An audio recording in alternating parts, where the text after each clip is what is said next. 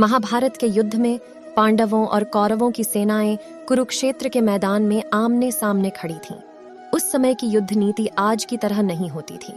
युद्ध करने से पूर्व दोनों सेनाओं ने युद्ध के नियम बनाए थे। उन नियमों के अनुसार प्रतिदिन सूर्यास्त के बाद युद्ध रोक दिया जाएगा और दोनों पक्ष के लोग आपस में मिल सकेंगे। युद्ध में समान बल वाले ही एक दूसरे से टकरा सकेंगे।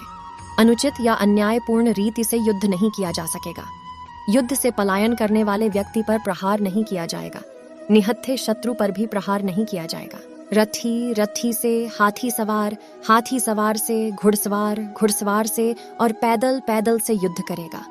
दो योद्धा यदि आपस में युद्ध कर रहे हो तो कोई तीसरा बिना सूचना दिए उन पर शस्त्र नहीं चलाएगा।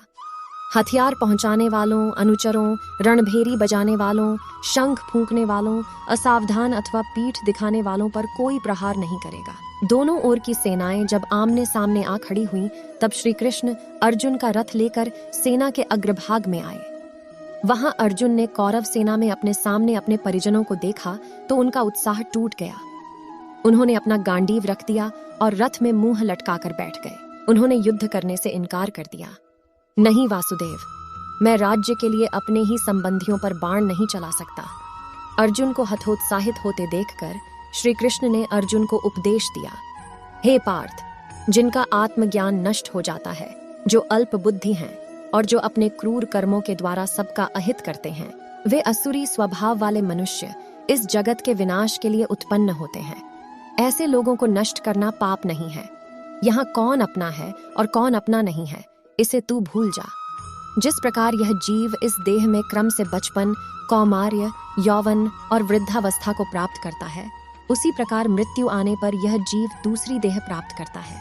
आत्मा न तो किसी शस्त्र से खंडित होती है, न अग्नि से जलाई जा सकती है, न इसे जल से भिगोया जा सकता है, न वायु से सुखाया जा सकता है।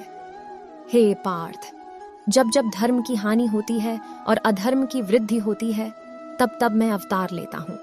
देश काल के अनुसार अनेक दिव्य रूप धारण करने पर भी मेरे सभी स्वरूप पूर्ण पुरुषोत्तम भगवान के हैं। जब भी कोई मृत्यु को प्राप्त होता है, मैं ही मरता हूँ, और जब भी कोई जन्म लेता है, मैं ही जन्म लेता हूँ। यह प्राप्त देह एक रथ के समान है और 5 इंद्रियां, जिह्वा, नेत्र, कान, नाक और त्वचा रथ में जुते घोड़ों के समान हैं, तथा ये 5 घोड़े मन रूपी लगाम से नियंत्रित होते हैं। मनुष्य की बुद्धि इस रथ की सारथी है और जीवात्मा इस शरीर रूपी सत्वगुण रथ में बैठा हुआ यात्री है।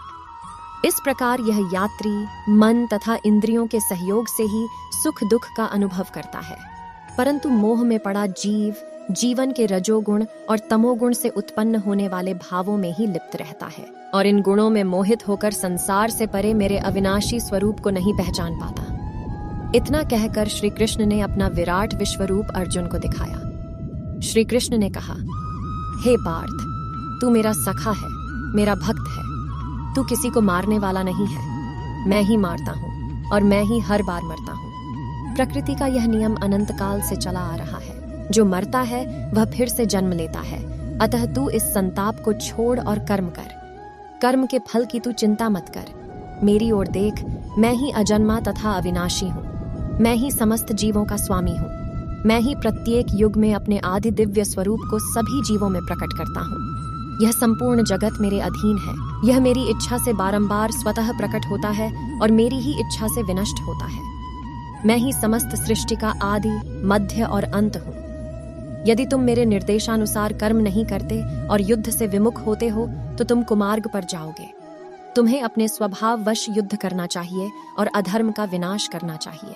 श्री कृष्ण पुनः अपने प्रकृत रूप में आ गए। तब अर्जुन ने हाथ जोड़कर कहा, हे कृष्ण, मेरा मोह दूर हो गया। आपके अनुग्रह से मुझे मेरी स्मरण शक्ति वापस मिल गई। अब मैं संशय रहित होकर आपके आदेशानुसार युद्ध करने के लिए सज्जय हूँ।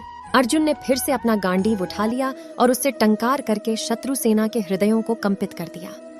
उसी समय निहत्थे युधिष्ठिर ने रणभूमि में आगे बढ़कर कौरव सेना की ओर चलना शुरू किया तो सभी चौंक पड़े। श्री कृष्ण उन्हें इस प्रकार जाते देखकर मुस्कुराए और अर्जुन से बोले, चिंता मत करो धनंजय। युधिष्ठिर पितामह भीष्म, गुरु द्रोणाचार्य और कृपाचार्य का आशीर्वाद लेने गए हैं।